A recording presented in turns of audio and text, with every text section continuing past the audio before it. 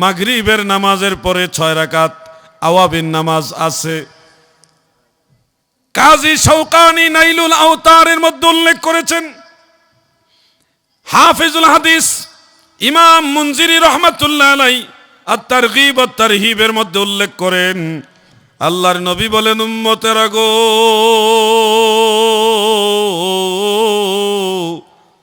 যদি মাগরিবের নামাজের পরে 6 রাকাত নামাজ আদায় করো, মান সাল্লা 6 রাকাত বাদাল মাগরিব, যারা 6 রাকাত নামাজ মাগরিবের পরে আদায় করবে, তার আমল নামায় যদি 50 বছরের সমান গুনাহ থাকে, আমার আল্লাহ সমস্ত গুনাহ খাতা মাফ করে দিবে। শুধুমাত্র আওয়াবিন নামাজের উসিলায় কত বছরের গুনাহ? 50 বছরের গুনাহ 6 রাকাত নামাজ একিন করে পড়েন, আল্লাহ তাআলা মাফ করে দিবেন।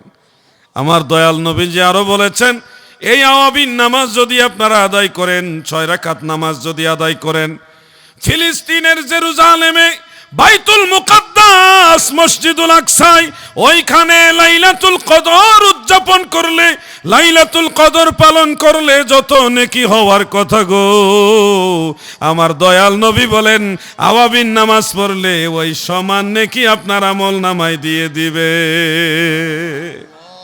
কথাটা বুঝতে পারছেন নি আপনারা? লাইলাতুল কদর মানে সাধারণ বিষয়, 1000 মাসের চেয়েও দামি, উত্তম, এত বড় একটা মহামূল্যবান আমল মাত্র 6 রাকাত নামাজের বিনিময়ে পেয়ে যাবেন। তাও কোন জায়গায়? বাইতুল মুকাদ্দাসে, মসজিদুল আকসার মধ্যে। এত বড় নিয়ামত আল্লাহ তাআলা নবীজির মাধ্যমে আমাদের দিয়েছেন। কেন দিয়েছেন? অন্য কোনো নবীর উম্মতের জন্য এটা ছিল না, শুধু আখিরি নবীর উম্মতের কারণে পেয়েছেন। আমার নবী চায় আমার উম্মতের হায়াত কম, 60, 70, 80 বছরের মধ্যে হায়াত শেষ। আগের নবীর উম্মতেরা 400, 500, 600, 700, 900 বছর পর্যন্ত হায়াত পাইছে।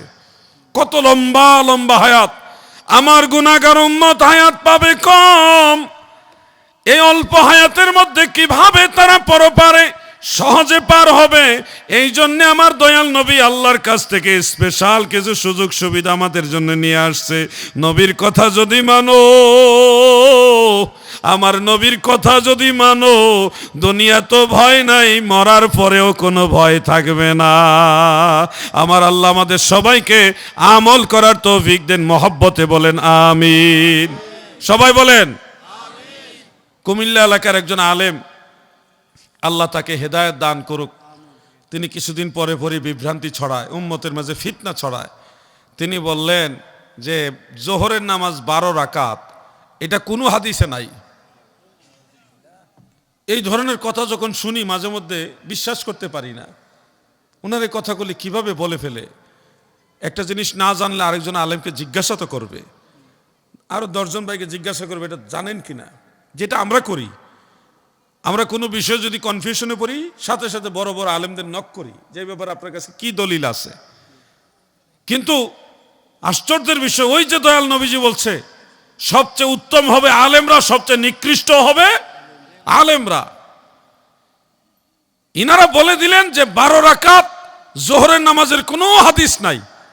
এমনিই তো মানুষ নামাজ পড়তে চায় না, মাঝখানে আবার বড় ডিগ্রিধারী একজন যদি বলে নামাজ 12 রাকাত পড়া লাগে না, তাইলে আর কোনো কথা আছে? এমনি তো নাই নামাজ। জোহরের নামাজ সত্যিকার অর্থে বলেন সব মুসল্লিরা কি 12 রাকাত পড়ে? পড়ে না তো। 4 রাকাত সুন্নত, 4 রাকাত ফরজ আর 2 রাকাত সুন্নত পড়েই গো বাড়িতে চলে গেছে, নফল নামাজ পড়ে না। অনেকে আছে 4 রাকাত সুন্নতও পড়ে না, ফরজ 4 রাকাত পড়ে 2 রাকাত সুন্নত পড়েই বাড়িতে গেছে গা, শেষ। কি কথা ঠিক না বে ঠিক আপনারা বলেন? এই সময় এসে কেউ যদি বলে 12 রাকাত নাই, তাহলে তো আরো সুবিধা। এগুলি হলো ফিতনা। মনে রাখবেন, সারা রাত তাহাজ্জুদ নামাজ পড়া কি আপনাদের দ্বারা সম্ভব? সম্ভব? সম্ভব না। মানুষ দুর্বল, ঘুমাইতে হবে।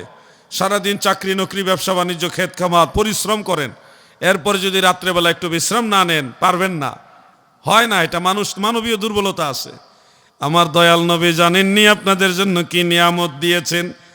আল্লাহর হাবিব বলেন, মান হাফিজা 4 রাকাতিন ক্বাবলা আয-যুহরি ওয়া বা'দাহা 4, জোহরের আগে যারা 4 রাকাত সুন্নত পড়বে এবং জোহরের পরে যারা 2 রাকাত সুন্নত এবং 2 রাকাত নফল সহ টোটাল 4 রাকাত পড়বে, সর্বমোট জোহরের নামাজ যারা 12 রাকাত পড়বে গো,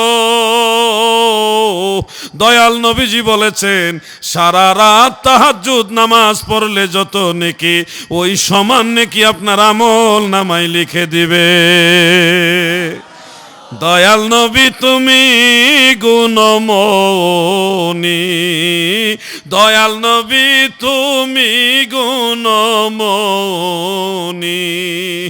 এই পাপী লোক তরাইবেন বলে গো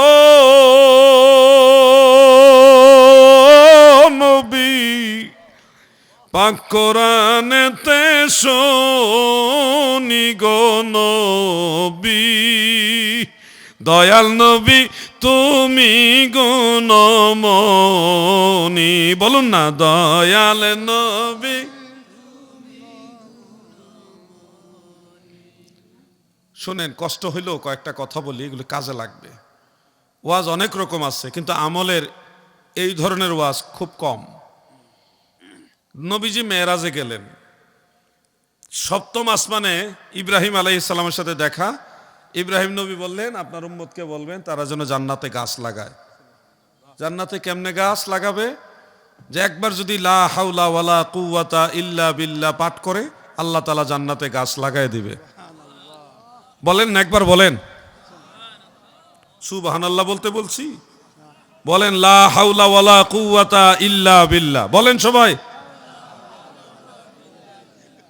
নগদ এটা আমল হয়ে গেল, নগদে লা হাওলা ওয়ালা কুওয়াতা ইল্লা বিল্লাহ। পড়েন, দেখর পড়েন, লা হাওলা ওয়ালা কুওয়াতা ইল্লা বিল্লাহ, লা হাওলা ওয়ালা কুওয়াতা ইল্লা বিল্লাহ।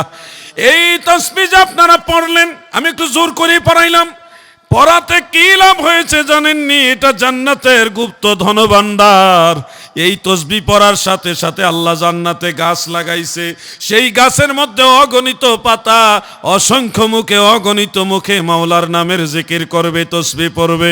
কিয়ামত পর্যন্ত আপনার ওই লা হাওলা ওয়ালা কুওয়াতা ইল্লা বিল্লাহ পাঠ করার যে গাছ, এই গাছের সব পাতা কিয়ামত পর্যন্ত যতবার তসবিহ পাঠ করবে, যত জিকির করবে, সমস্ত জিকিরের সওয়াব আমার আল্লাহ আপনার আমল নামায় যোগ করে দিবে।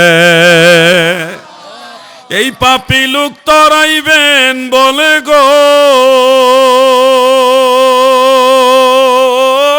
নবী, পাক কোরআনেতে শুনি গো নবী। দয়াল নবী তুমি গুণমণি, বলুন দয়াল নবী। আপনারা ক্লান্ত হয়ে গেছেন মনে হয়। সারা দেশে আজকে 17 ডিগ্রি তাপমাত্রা চলতেছে, এখানে 16 ডিগ্রি। তার মানে সারা দেশের চেয়ে 1 ডিগ্রি আপনাদের আরো কম। আমি গাড়িতে দেখছি টেম্পারেচারটা 16 ডিগ্রি, মানে মোটামুটি সারা দেশের চাইতে 1 ডিগ্রি আরো কম আপনাদের। ঠান্ডারও বেশি, ঠান্ডা বেশি। এর মাঝে যে আপনারা দুরূদ শরীফ পড়েন, জিকির করেন, সাথে আবার গজলও খান, এটা তো মারাত্মক বিশাল একটা সাহসের ব্যাপার। কিছু ভাইরা তো মুখ বাইন্দা বইছে, হুজুরে যত কথাই বলুক সুবহানাল্লাহ বলা যাইব না, দুরূদ শরীফ তো না, ওই মুখ বন্ধ বন্ধ, মুখ বাইন্দা আইছে নাকি? রাগ করলেন আপনারা? সবাই মিলে একটু দুরূদ শরীফ পড়ুন। আল্লাহুম্মা মাশাআল্লাহ মাওলানা মুহাম্মদ ওয়ালা। এই পড়ো, দুষ্টামি করো না, দুরূদ শরীফ পড়ো। मेरा दिल फिदा हो बेज़ौक़े मुहम्मद, ना दिल से जुदा हो ये ज़ौक़े मुहम्मद। अल्लाहुम्मा मरहबा मौलाना मुहम्मद वाला। आहा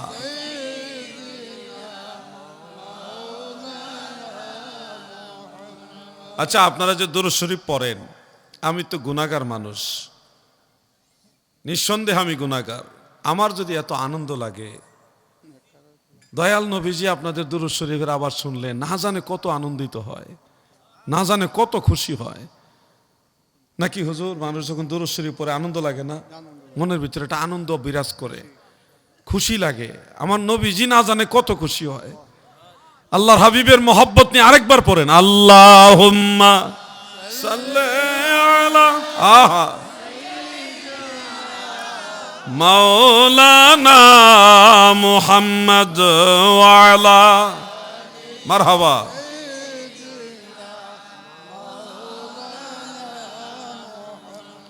আমার দাদু ভাইয়েরা, এই জমানাটাই হলো ফিতনার জমানা। আপনাদের সতর্ক থাকতে হবে। ডাইনে বামে অনেক কথা আসবে, কোনো কথা কান দেওয়া যাবে না।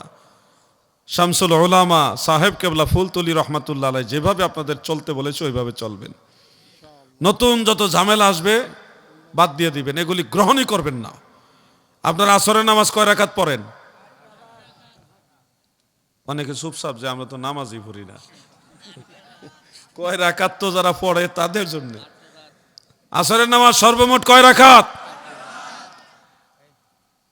খুব আফসোসের বিষয় হলো অনেক মুসল্লিরা 8 রাকাত পড়ে না, 4 রাকাত ফরজ পড়ে, শুধু সুন্নত পড়ে না। নাকি শুনেন, লজ্জা বিষয় না, এটা না পড়লে গুনাহ হবে না, কিন্তু এটা না পড়লে কি হারাচ্ছেন, কি আপনার নিয়ামত ছুটে যাচ্ছে, এটা একটু শুনেন। বলবো? প্রিয় নবীজি বলেছেন, মান সাল্লা আরবাআ রাকাআতিন ক্বাবলাল আসরে, যারা আসরের আগে 4 রাকাত সুন্নত নামাজ আদায় করবে, আল্লাহর নবী 2টা ফজিলত বলেছেন। একটা হলো বানাল্লাহু লাহু বাইতান ফিল জান্নাহ, স্বর্ণ দিয়া জান্নাতের ভিতরে ওই সুন্নত নামাজ পড়নেওয়ালাদের জন্য আল্লাহ